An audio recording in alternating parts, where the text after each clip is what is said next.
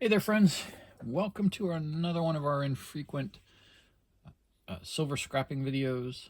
Wanted to take a minute on talking about salt and pepper shakers. And I was at an estate sale recently, and I bought this set for $20, which not a great price. Is honestly, it's a little expensive. These are not in the best of shape. They got a lot of denting around them. They're pretty rough, clean wise. But again, I would prefer to sell them as a unit, but they're I don't think they'll ever clean up to the point where it makes sense, and you got a bad dent here. So I thought, why not do a video on them? So let's talk about these. So you'll see silver salt and pepper shakers of all sizes.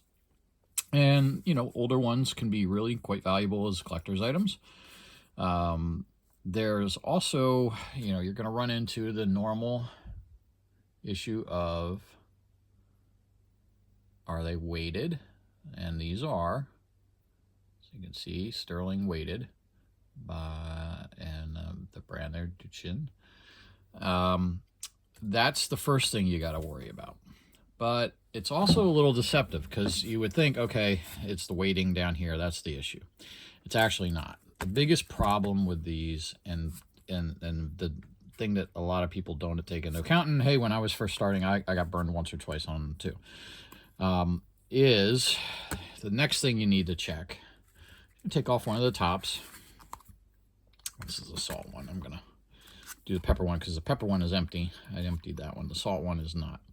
So top is fine. It's a nice little piece of sterling, not heavy, but the real issue is you can see here what we have is glass. So the top section here, it looks like it goes down to about here, is a piece of glass, and so there's a lot of weight in that glass that is not part of the salt and pepper shaker. So we're going to scrap these. We're going to take a look at what their value is. I'm going to quickly weigh this one because it is got nothing in it. The pepper came right out. The salt is all stuck in there. So let's tear it up here. All right, and we are at 5 ounces. I'll write that down. So we remember the previous one. I'm not going to do this one live on camera. And then we will get into, well, let's just do, actually, I should do it again.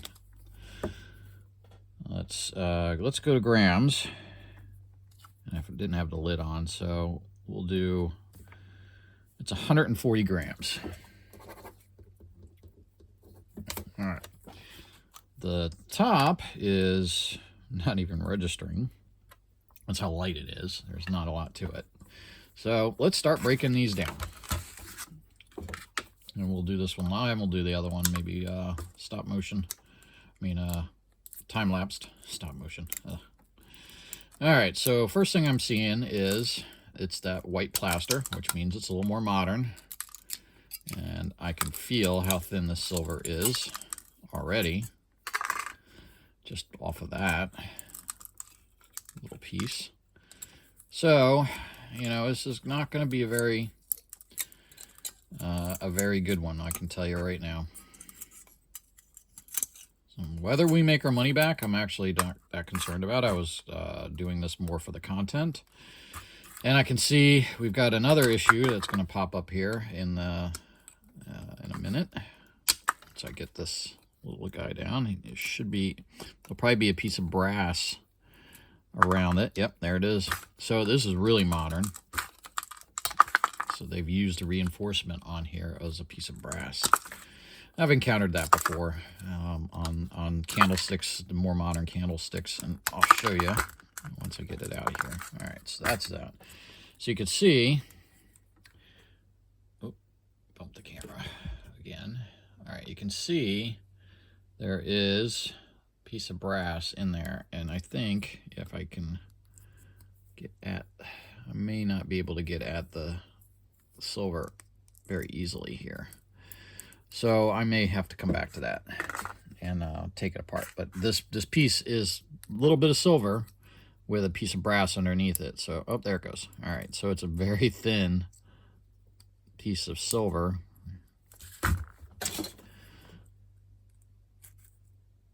a little screwdriver to peel it up here. There it is. So that's silver, that is brass. Which, you know, recycles too, but not for what a silver does. All right, so now that bottom piece is done with. Let's see if we can get at the piece that's in the middle here.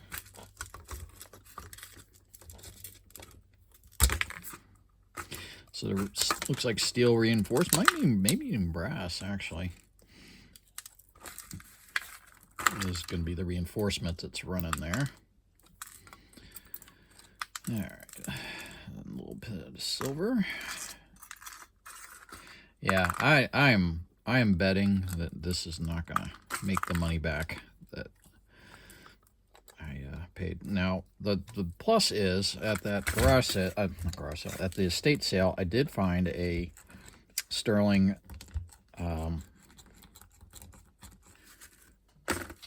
serving spoon, and that one they missed, and it was in the box of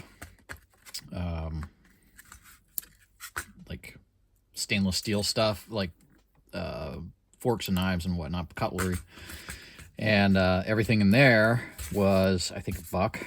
Wow, this is thin. Was $1. So I paid $1 for that, and it was probably about a $30 piece of silver. So I'm going to make my money back on this on this estate buy.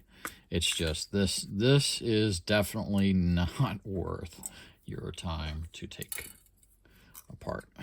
Well, I mean, if you get them cheap, it's worth your time. If you pay money, like I paid $20 for the pair, it is not worth it. I can tell you that right now.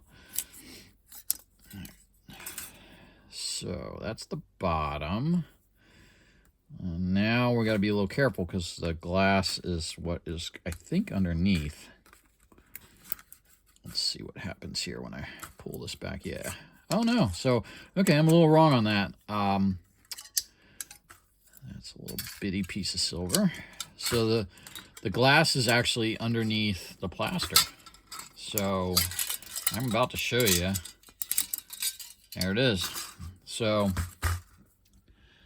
glass, plaster, piece of metal, all junk, whole thing. So I'll set that aside. All right, let's stop and time lapse, and then I will come back to show you what we do.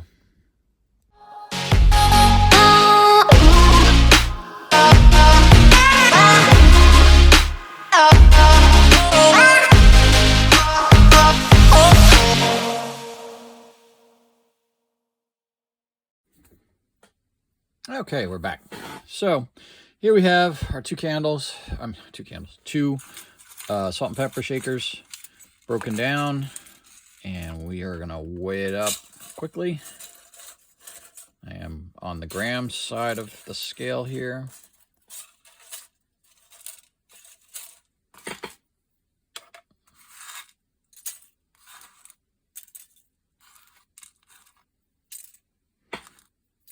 All right, so not much.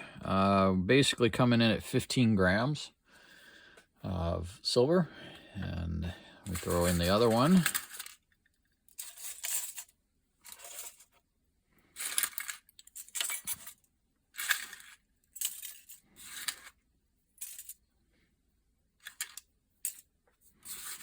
And now we're at 30 grams.